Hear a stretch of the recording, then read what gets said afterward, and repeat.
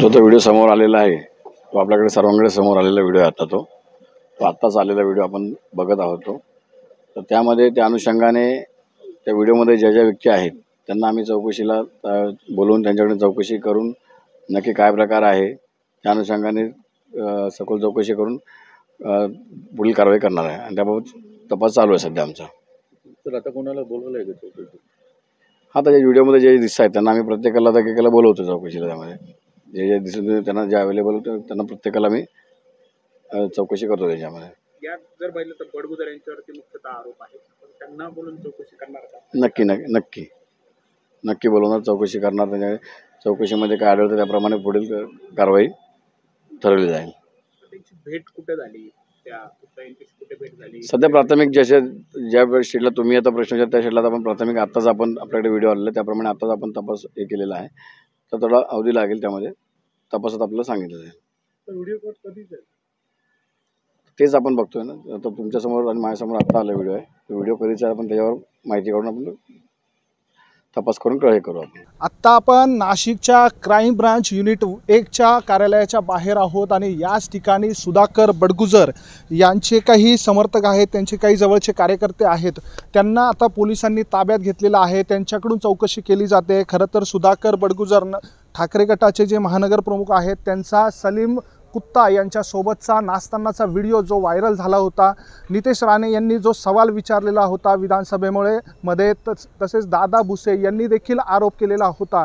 त्यानंतर आता सुधाकर बडगुजर यांच्या जवळचे जे कार्यकर्ते आहेत किंवा त्या व्हिडिओमध्ये जे लोक दिसत आहेत अशा लोकांना ताब्यात घेण्याचं प्रक्रिया नाशिक पोलिसांनी क्राईम ब्रांचने सुरू केल्याचं दिसून येत आहे.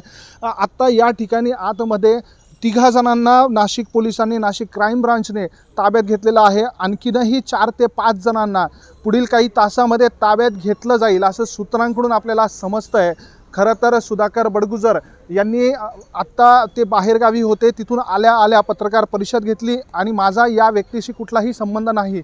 ज्यावेळी 2016 साली त्यांनी नाशिक शहरातील उपनगर भागातील चिंतामण गार्डन या ठिकाणी रहाटकर ज्या भारतीय जनता पार्टीच्या राष्ट्रीय नेत्या आहेत, महिला नेत्या आहेत, त्यांच्या कार्यक्रमात गोंधळ घातलेला होता. तेव्हा भारतीय जनता पार्टी आणि शिवसेना सत्तेत जरी असले तरी त्यांच्यामध्ये संघर्ष होता आणि त्यावेळी त्यांच्यासोबत असलेले काही कार्यकर्ते आणि हा जो सलीम कुत्ता आहे यांचं हे ते जेव्हा सेंट्रल जेलमध्ये शिक्षा काढत होते त्यावेळी यांचं काही कनेक्शन निर्माण झालं आहे का, यांची मैत्री निर्माण झाली आहे का, हे तपासलं जातं आहे. सुधाकर बडगुजर यांनी देखील याच गोष्टीकडे अंगुली निर्देश केलेला आहे.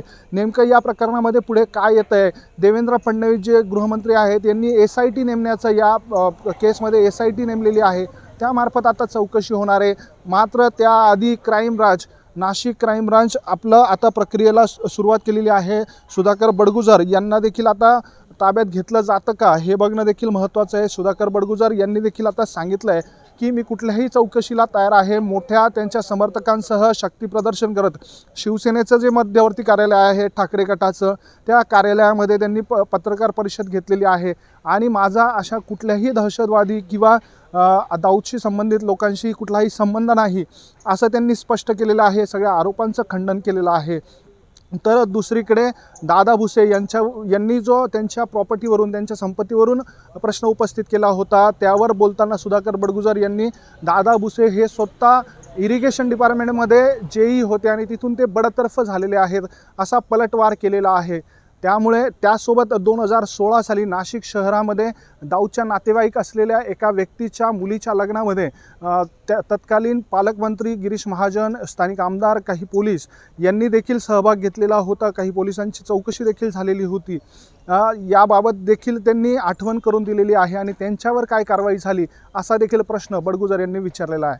सप्रेम मराठीसाठी अजिंक्य बोडके, नाशिक.